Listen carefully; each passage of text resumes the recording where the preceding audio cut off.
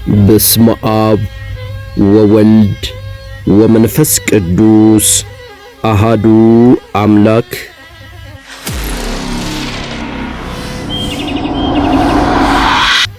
የመካከለኛው ሌሊት የማይነገር ህመም። 7 ዓመት 7 ክረምት 7 በጋ በመጀመሪያ ተጠሩ፣ በመካከል ተፈተኑ፣ በፍጻሜው ተከበሩ እንዲል መጽሐፍ። የመንፈሳዊ ሕይወት ፈተና መሃሉ አይነገርም። መጀመሪያው ተስፋ ነው፣ ፍጻሜው የድል ሰንደቅ ዓላማ ነው። ነገር ግን መካከሉ ውጣ ውረድ ነው። መዝሙር 30 ከቁጥር 5 በማታ ለቅሶ ይኖራል፣ በጧት ግን ደስታ ይመጣል ተብሎ እንደተነገረው እንባ የተዘራበት መንገድ ክብር የሚበቅልበት ነው እንደተባለው እግዚአብሔር ለኢትዮጵያ ትንሣኤ በጠራን ጊዜ ምን እንደሚጠብቀን አላወቅንም ነበር። የእግዚአብሔር ጥሪ ለትውልድ፣ ለሀገር፣ ለሃይማኖት፣ ለታሪክ የሚሆን የእምነት ጥሪ ነበር። እንደ አብርሃም ያለ መውጣትና መጠራት ነበር። ከሀገርህ ከዘመድ ተለይተህ ከካራን ውጣ የሚል ድምፅ ነበር። ዘፍጥረት 12 እንደተጻፈው መንገዱ ውጣ ውረድ ነበር። መመለሻም የለም። መቆም የማይፈቀድበት ጉዞ ነበር። እግር ይደክማል፣ ልብ ይዝላል። አብርሃም ሲወጣ ምን እየጠበቀው እንደሆነ አላወቀም። ነገር ግን እግዚአብሔር የተናገረውን አመነ። የመድኃኔ ዓለምና የቅድስት ድንግል ማርያም ማኅበር ዘኢትዮጵያ አቢሲኒያም እንደዚሁ ቅድመ ክፍያው የቃል ኪዳን ዋጋ መንፈሳዊ ተጋድሎ ተወጠነ። 1 ዓመት አለፈ፣ ፈተና መጣ። 2 ዓመት አለፈ፣ የስም ማጥፋት ዘመቻ ሆነ። 3 ዓመት አለፈ፣ መሳለቂያ አደረጉን። 4 ዓመት አለፈ፣ ከሁሉ ጋር መለያየት ሆነ። 5 ዓመት አለፈ፣ የሐሰት ክስ ተቀጣጠለ። 6 ዓመት አለፈ፣ አዲስ ሃይማኖት መሰረቱ አሉን። ተሰደብን፣ ተሳደድን፣ ታሰርን፣ ተገፋን። ይህም በሆነ ጊዜ ለምን ብለን ብዙ ሌሊት አለቀስን።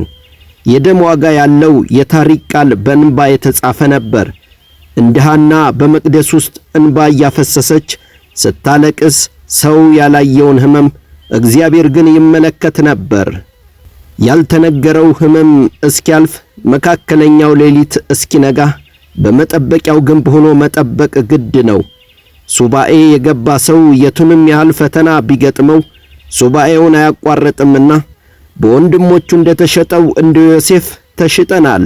በሐሰት ክስም ተከሰናል። በሰፈሩ፣ በሀገሩ፣ በመንደር ሁሉ ያሳደዱን ቢሆንም በዚህ ሁሉ መሃል ግን እግዚአብሔር ከኛ ጋር ነበር። በመጽሐፍ ማታ ለቅሶ ይኖራል፣ በጠዋት ግን ደስታ ይመጣል እንደተባለው እግዚአብሔር የቃል ኪዳኑን ቀን አይረሳም። ውጣ ውረዱ ለፈተና ነው።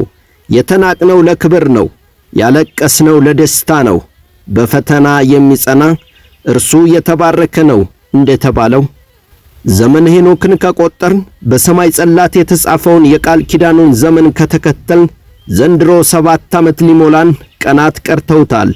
መካከለኛው ሌሊት ሊነጋ፣ ያልተነገረው ሕመም ሊፈወስ፣ የድል ሰንደቅ ዓላማ ሊውለበለብ ጥቂት ቀናት ቀርተውታል። እግዚአብሔር ቃሉን ይፈጽማል። ንግሥተ ነገሥት እህተ ማርያም ዘኢትዮጵያ ነኝ፣ ወደድክም ጠላህም። ትእዛዝ ነው የሾመኝ መድኃኔ ዓለም፣ የሚሽረኝ መድኃኔ ዓለም። ኢትዮጵያ የሰላም ሀገር እንድትሆን ነው የተላኩት። አንደኛው የኔ ትልቁ አርስ ቤተ ክርስቲያን ናት፣ መከበር አለባት። ዛሬ ካቴድራል የሚለውን ስም አሰርዛለሁ። እኔ የተሰጠኝ ትእዛዝ ካቴድራል የሚባል ነገር አይቻልም። ገና የጳጳሳትን አለባበስ ሁሉ ታስተካክያለሽ ተብያለሁ። አስተካክላለሁ። መጀመሪያ የኢትዮጵያ ሕዝብ እስቲ የመጣሁበትን ዓላማ ይነገር። አልታዘዝ ያለ ሕዝብ ቁጣ ይወርድበታል ተብላችኋል። ከዛ ቁጣ እግዚአብሔር አምላክ ሁላችንን የሚሰውረን። በትዕቢት በኃይለኝነት አታሸንፉም። ንጉስ ነበረ እኛ የምንጠብቀው። እንዴት አንቺ ንጉስ ይመጣል እንደውም የተባልኩት ንጉስ ቴዎድሮስ ይመጣል እያሉ እንዴት ነው ይሄን እንዴት ነው እህተ ማርያም የምትመልሽልን የሚል ጥያቄ ነበረ። ስም ያልተሰጠኝም ብለሽ በያቸው። እግዚአብሔር ከጊዜ በኋላ የሚያደርገውን የምናውቀው የለም። እግዚአብሔር እኔና እናንተ በጠበቅነው ሳይሆን ባልጠበቅነው መንገድ ነው የሚመጣው። ልክ እናንተ ንጉስ ቴዎድሮስን እንደምንጠብቀው ሁሉ አጋንንትም ይጠብቀዋል።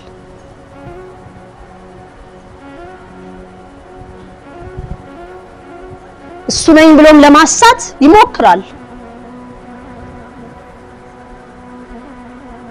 መጀመሪያ የኛ የመንፈሳዊ ህይወታችን መስተካከል አለበት። እንዴት ንጉስን ትቀበሉታላችሁ ከታች የመጡትን እንኳን ያልተቀበላችሁ?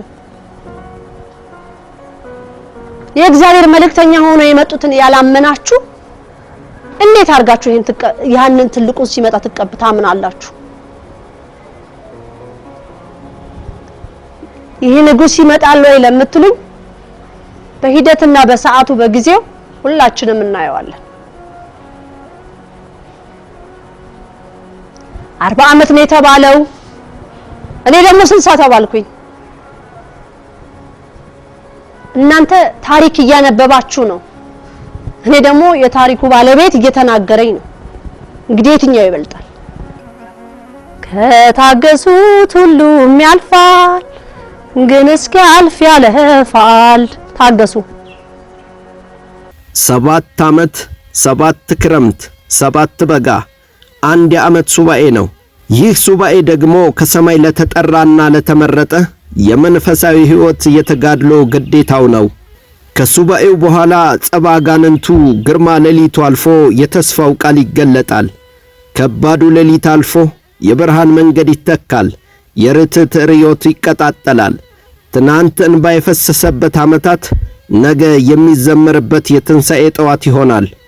ክቡራትና ክቡራን፣ የመካከለኛው ሌሊት ያልተነገረው ሕመም በሚል ርዕስ የሳምንቱን ዘገባ ወደ እናንተ ያቀረብኩት አነ ገብረአብ ሳሙኤል ነበርኩ።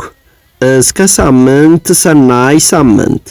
ስብሐት ለእግዚአብሔር ወለወላዲቱ ድንግል ወለመስቀሉ ክቡር። ይቆየን።